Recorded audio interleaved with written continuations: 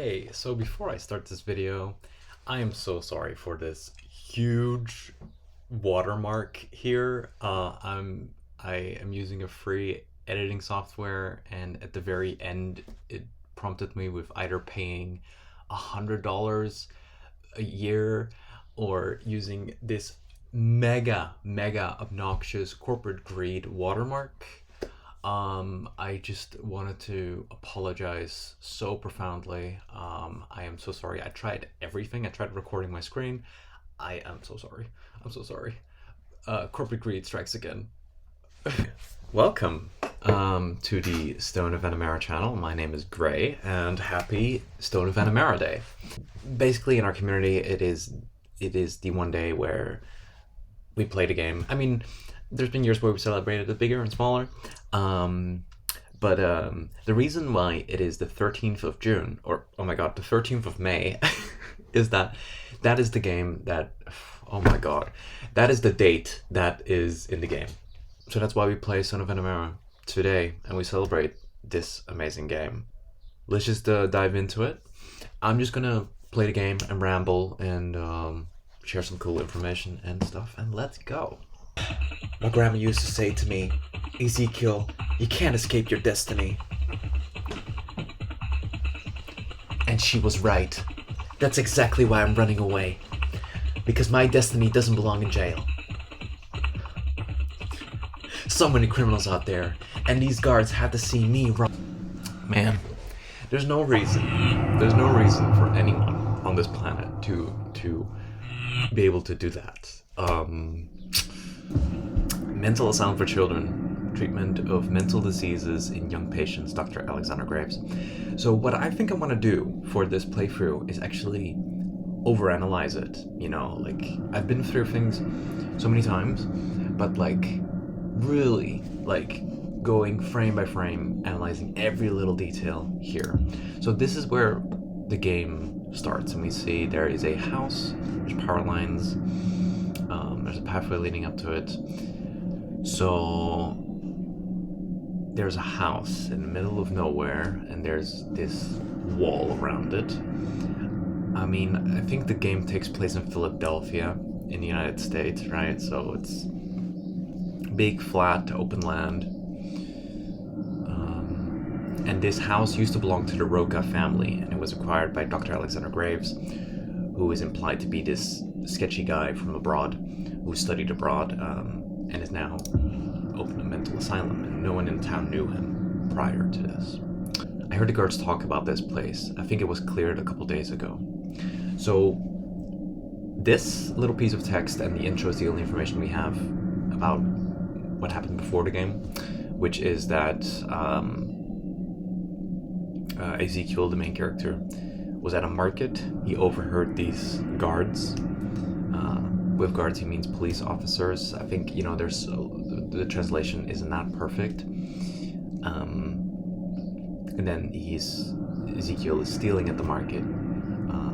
He's caught by these cops, and then he runs off to this place.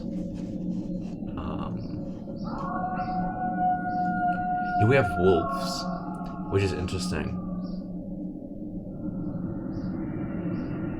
It's kind of interesting. Like, you walk up to here, and then you have this wolf sound.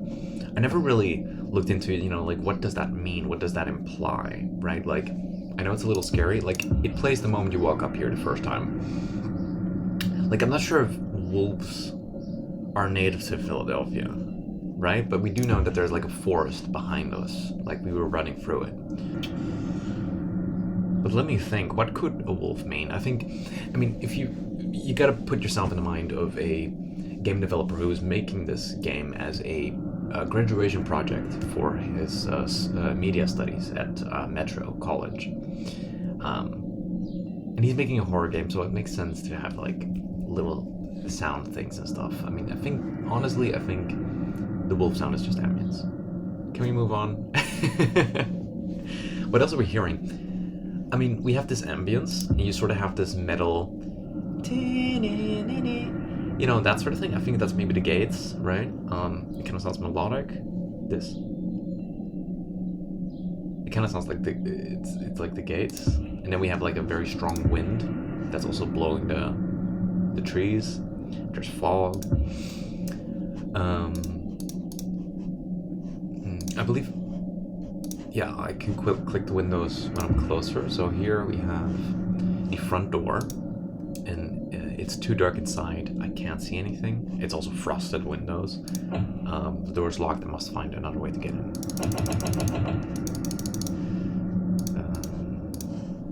That's all we have here. I mean, what I do see is that the house is slightly raised. There's stairs here. So that could be... This down here could just simply be the foundation. Or there's a basement. The thing is, I think a basement would complicate things quite a lot. Like, how big is this basement? What happens in the basement? Like, because I'm also theorizing what is happening in part 2, right? And as I'm constructing it, I don't really see a need for a basement. But I do love a good basement in horror games. This is an interesting frame, because nothing really happens here. I mean, we kind of see that we're walking around the house. I mean, this is the only option we have. We have a Rhine pipe here, 2 lanterns here. Let me think, what are these windows? So, this window is the bathroom in the office. And this is the window in the kitchen. Right under here is the fridge. If we go back... Oh, you can't really... Oh, that's interesting. This is really interesting. So from here, you can't tell, right? But there is... Because this is the game, right? So you think the game would have the highest quality. But that's not the case. For some reason, the highest quality image of this house is on the YouTube banner, I believe. And on there we can see this house in incredible detail. I think this is easily, a 1920 by 1080 image, very crisp. I don't think it originates from 2004. I think it was rendered after, which is very interesting because it implies that Gabriel, or whoever is in charge of the game and the social media pages today, still has access to the files. And I mean, there's a tweet from 2016 which talks about getting the files back. That's interesting. So what we have here, and what you can see better in the high resolution image, is that there's a chimney on top here. We'll see it in the electricity cutscene. There's a rain pipe here. And what you can see in the high quality image, but not here, is that the window in the office is open. So I find that very interesting because there is some slight variations between the house on the exterior and the house on the interior. So, for example, this window over here, this is the kitchen. So there's a window in the kitchen here, 2, 3, 4 windows in the kitchen.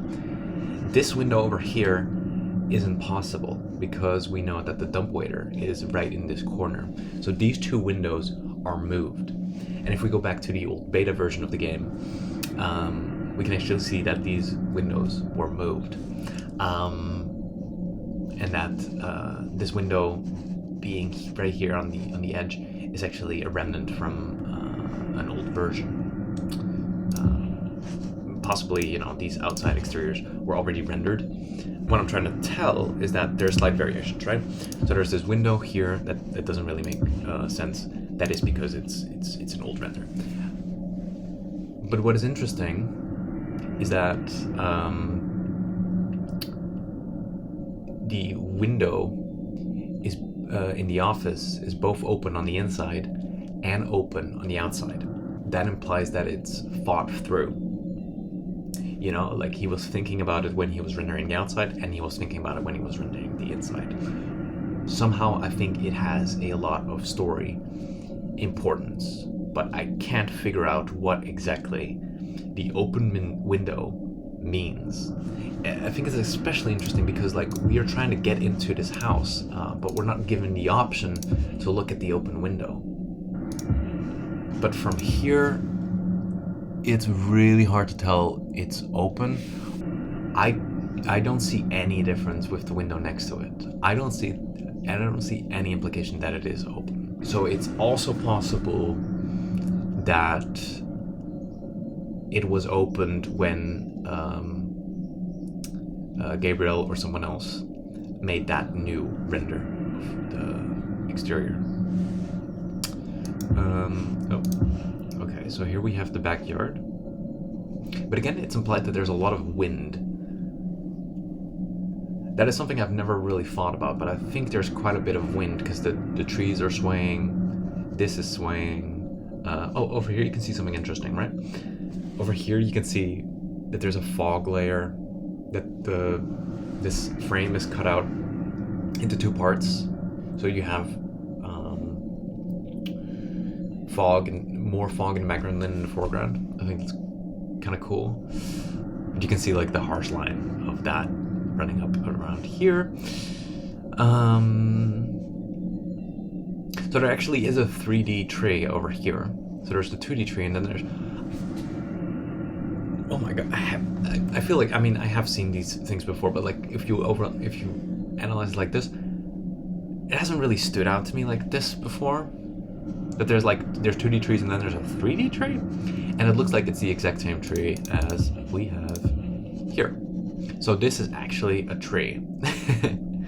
But I think it was translated down into the ground. Here we have a drawing.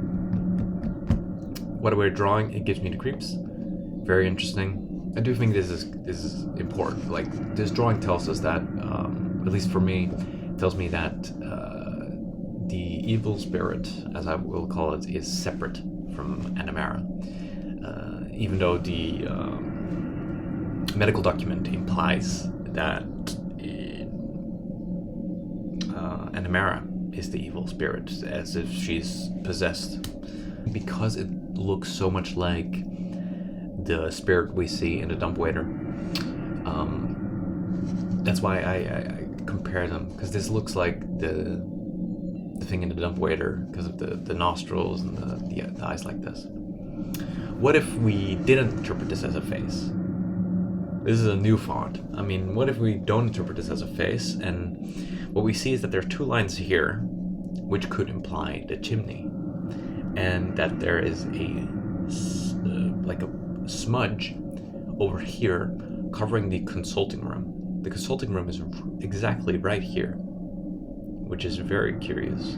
So let's say this is a smudge covering the consulting room. I assume there was some bad stuff happening in the consulting room. I'm not entirely sure what Graves' practices were, but the fact that he has these foreign diplomas that aren't exactly, because the game implies they are foreign diplomas, I kind of am thinking that they aren't legit, right? Like maybe he isn't actually a doctor, which is very interesting, because that means what was this guy doing?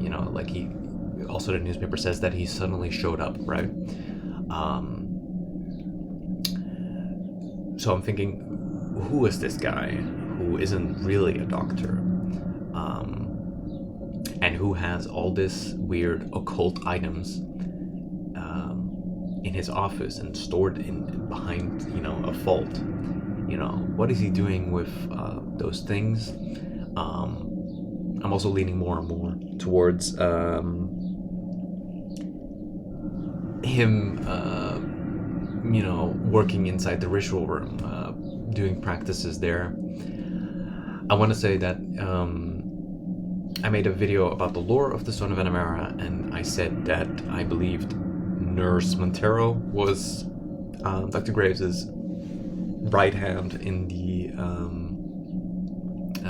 ritual practices. But I mean, I think it's very clear that it's actually Nurse Mana was the one working with the rituals, because her name is Mana. I can't believe I overlooked that.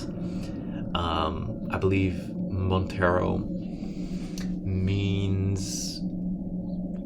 I looked it up, but I think it's someone who makes fabrics, or some sort of, some sort of worker, some sort of caregiver. I think she has a first name as well. The thing is, one nurse has a name that has to do with magic, right? Like Mana, and the other one seemed more motherly and caring to me. So I'm leaning more to Nurse Mana helping Alexander with these rituals, and Nurse Montero maybe not knowing about this and being the one who reported Graves. So the lore is still the same. I'm just swapping around the two nurses. Moving on. Okay, I checked my own lore video. I understand it now again. Yeah, so the thing that went wrong in the lore video is that I overlooked that it actually says which nurse is arrested, and that is Nurse Montero.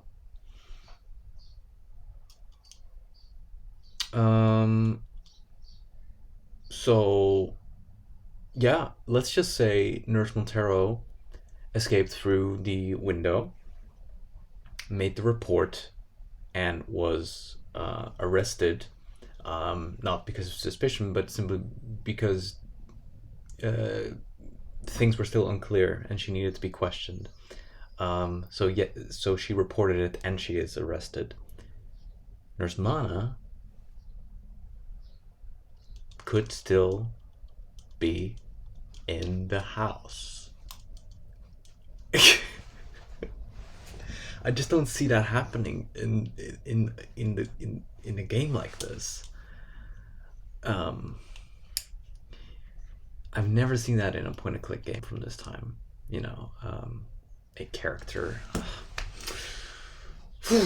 Where is she? Cool. Then we move on to here. This frame is kind of curious because it doesn't really give us anything except this picture, and I find that a bit weird. An old picture that shows a man and two nurses looks like it was taken here. The caption says it is an old picture, but the thing is that it is taken in front of the asylum, but we know that Alexander Graves only arrived in the city 6 years ago. This picture can only be a maximum of 6 years old, so it's not really an old picture. What this shows us is what the newspaper confirms, and that is that working in this asylum is just two nurses, Nurse Montero and Nurse Mana, and Dr. Alexander Graves in the middle here. Oh, you can see the sandbox from here, which is at like a weird angle, I think. I mean, actually, look. What happens to the perspective here? We have the sandbox, we have the swing. What happens here?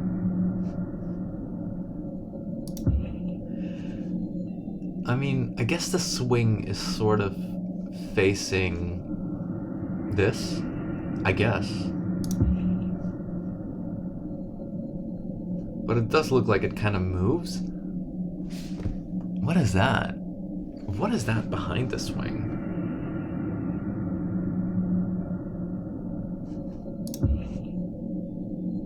Like, I get that. That's like, it's just sort of a pillar. But then here, what is interesting is that I want to assume that this thing down here is the pillar, but then it kind of stops and then it continues again.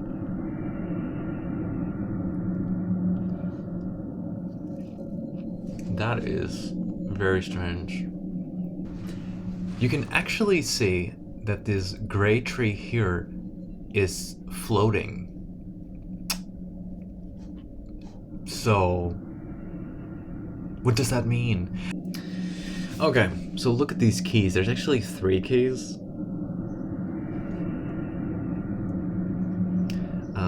Actually, I found the keys. Okay, so yeah. So let me think. So there's 3 keys, and the key opens up the back door, like this one. I assume it also opens this one across from us, which we can't access. It opens the fuse box, But I mean, it doesn't open the front door.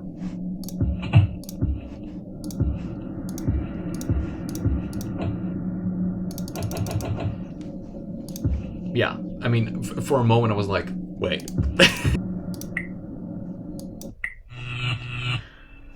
So here we can see there's like sort of a roundabout sort of thing with an opening and then a tree in the middle. You can see the chimney again. Could you tell the window was open there? Because it could have been added later. I think I might have to split this up. I didn't know I could go into this much detail. But I think I'm just gonna cut this up into maybe a shorter video and just cut out the highlights for you guys. And happy Stone of Anamara Day. I'm gonna maybe I'll make this into like a little series. There's a lot to be explored here and a lot to be theorized. A lot more than the outside. There's not a lot going on the outside. Over here there is so much. This game has so much mystery and weirdness. It can keep you busy for years, and it has. So yeah, thank you so much for watching, and happy Stone of Anamara Day. Go play the game, and thank you so much for watching.